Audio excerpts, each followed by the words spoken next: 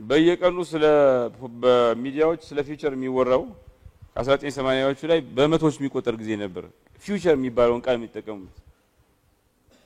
አሁን በ10 ሺዎች የሚቆጠር ሆኗል ተባበሩት መንግስታት ወርልድ ባንክ የዓለም ባንክ ፊውቸር ላይ ያተኮሩ ኢኒሺዬቲቮች 2 እስከ 3 ነበር 1980ዎቹ 2020 እስከ 2024 50 ሲደመር ብዙ አይነት አሁን ለምሳሌ ዩኤን በአመት 2 ጊዜ የሚያደርገው ሳሚት ኦን ዘ ፊውቸር የሚል በጣም ፖፑላር እንትን አለ እኛስ እንዴት ነን ነው ፊውቸር ስታዲ የሚባል ነገር አይደል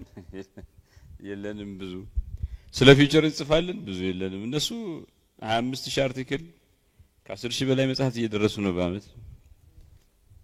እኛ ጋር አሁንም ስላለፈው ጊዜ አይ ቲንክ ያለፈው 7 አመት ብዙ ተሞክሯል ስለ ፊውቸር በመንግስት ሌቨል ስንት ውይይት እንደሚካሄድ ብታውቁ በጣም ብዙ ነው አካዳሚክሱ ግን ገና ያገባል መሰለኝ ብዙ በጣም